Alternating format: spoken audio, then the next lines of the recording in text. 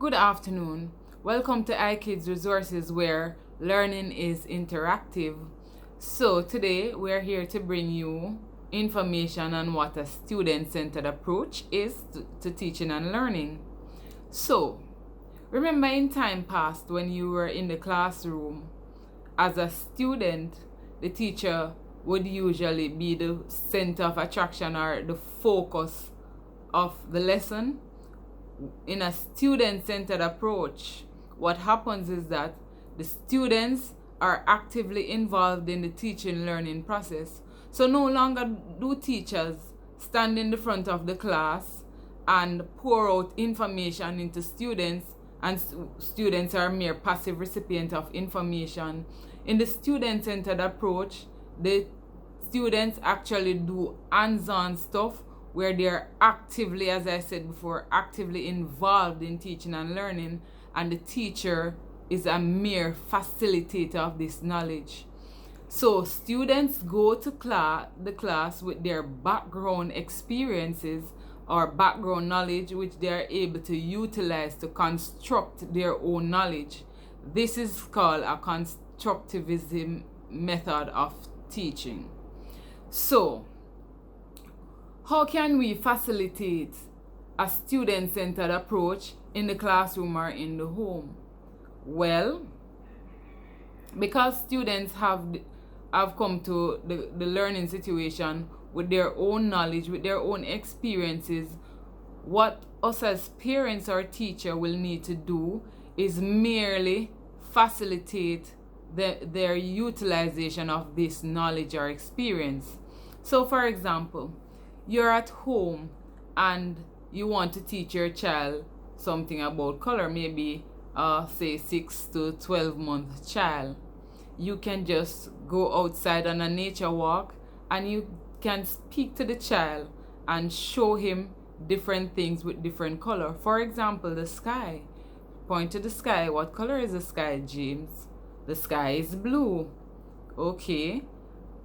The child might be able to tell you that this, based on his language capabilities at the time, the color of the sky, because that child would have had prior experiences with colors. He's going around, he's interacting with his environment from day to day, and so he would have come in contact with colors at some point, and so he may very well be able to tell you that the sky is blue. He might not be able to say it in a complete sentence, but certainly he might know that the sky is blue.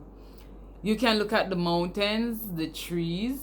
You can also show him the birds, whatever animals are outside, and ask him the color of those animals. Remember, although the child might not be talking, you need to be talking to the child, teaching the child vocabulary from that stage, because the child, although not speaking, is able to understand what you're saying and is able to interact with you in his or her own little way. So coming back inside the home or inside the classroom, what you can do as a parent is utilize charts, books, and toys that have animals, different colors, different shape, whatever it is that you wish for the child to know and to develop his knowledge about. And so those charts can be posted in the child's room. You know, there are shower curtains with the ABCs, there are shower curtains with animals and stuff.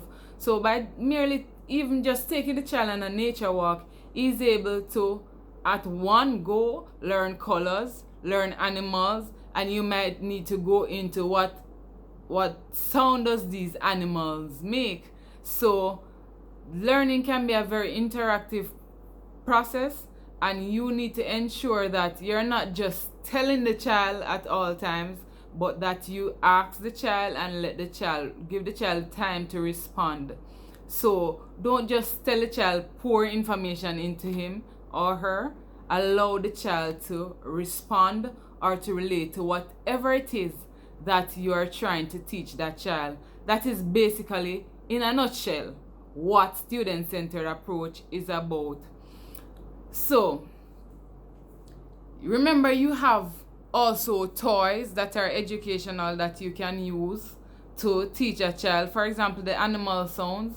You can get those little toys that will do the barking for dogs. If the child presses a dog and the dog barks, the child presses the horse and the horse neighs.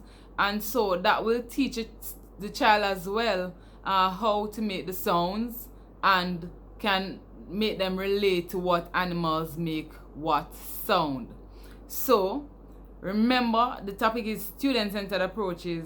Whenever you're teaching a child something, what I want you to remember is you ought not to just tell the child, but allow the child the opportunity to be able to respond to whatever it is that you're teaching that child. Remember, learning is about also listening to your child. That is what teaching and learning is essentially about, and you want to ensure that the child gets the time to relate to you. So for now, thank you for listening to iKids Resources.